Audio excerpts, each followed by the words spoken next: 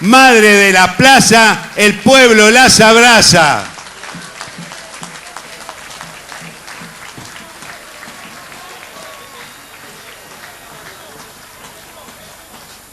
Y hay que poner las cosas en su lugar. Por eso a veces se preocupan cuando decimos que hay cosas más allá de lo sectorial que parece que molestan. Parece que la dirigencia agropecuaria tiene que hablar solamente del problema agropecuario, del problema de la rentabilidad de los productores, de las retenciones, de la leche. Pero para nosotros no alcanza con hablar de la retención y de la leche, o de la carne, o de las economías regionales. Nosotros creemos que hay que hablar del contexto y de la situación política que hoy vivimos los argentinos. Y esto es verdaderamente un fenómeno colectivo impresionante, es un fenómeno distinto. A menudo hemos hecho cosas testimoniales, o una marcha, o un paro de 4 días, o cosas que tuvieron que ver con transitar algunos días de protesta, pero que no tenían una verdadera vocación transformadora. Es más, aún en los 90, en lo peor de aquella década infame, porque acá lo que estamos somos muchos de los sobrevivientes de los 90 justamente, aquellos que pudimos sobrevivir. En esa época de los 90 hemos vivido resistencia, la resistencia del 94 y que por ejemplo en la Federación Agraria nos costara la vida de uno de los más grandes dirigentes agrarios que diera la historia argentina y que se llamaba Mariano Echagüibel, por ejemplo. En esos 90, en el 98, 99 resistimos y caminamos y avanzamos, pero no había esperanza por los precios internacionales, porque la convertibilidad, y terminó siendo la salida electoral de la Rúa con el estrepitoso fracaso que eso significó, y para todos está grabada la ida en el colectivo, en el helicóptero. En este momento es otra situación. La gente ve que sí hay esperanza, de que sí hay posibilidades, de que hay oportunidades en el mundo y que hay un pueblo en la Argentina que hay que alimentar.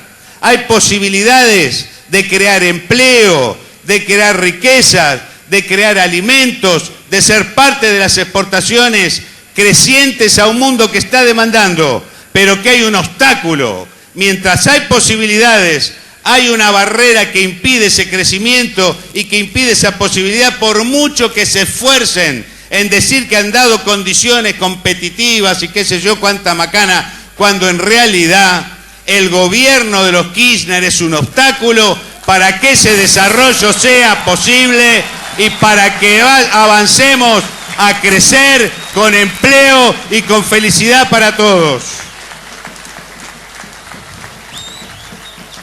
Por eso es que cuestionamos este mecanismo de retenciones y planteamos la necesidad de otra política agropecuaria.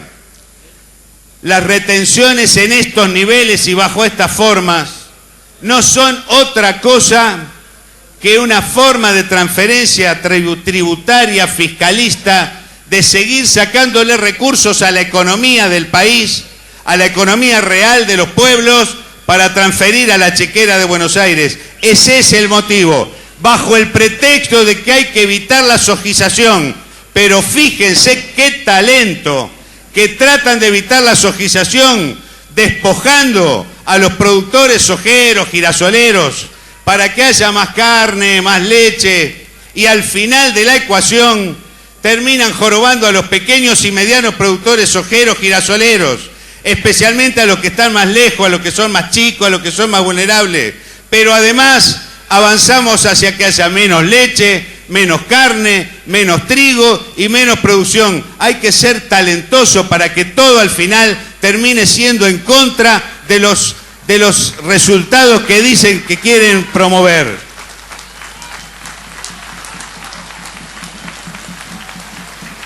Por eso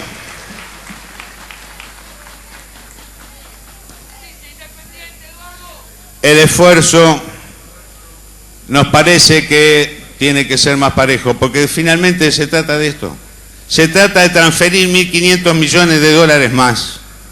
Se trata de seguirle sacando cuero a la misma lonja.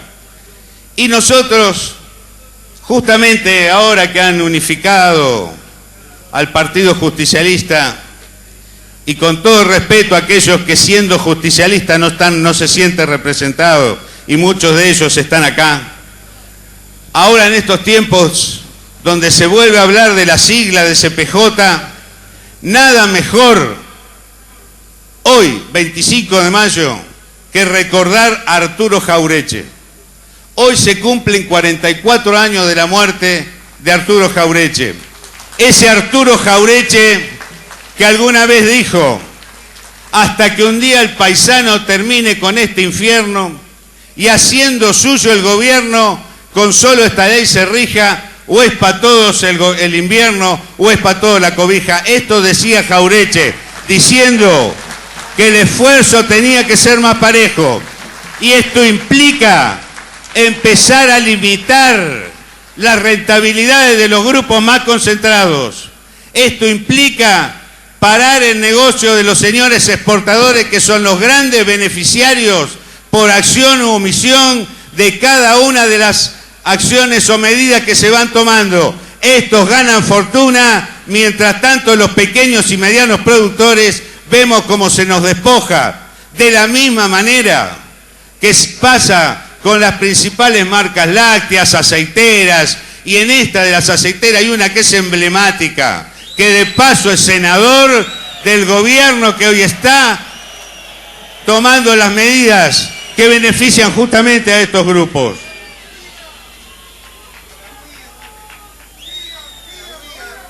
Sí, es Urquía, sí.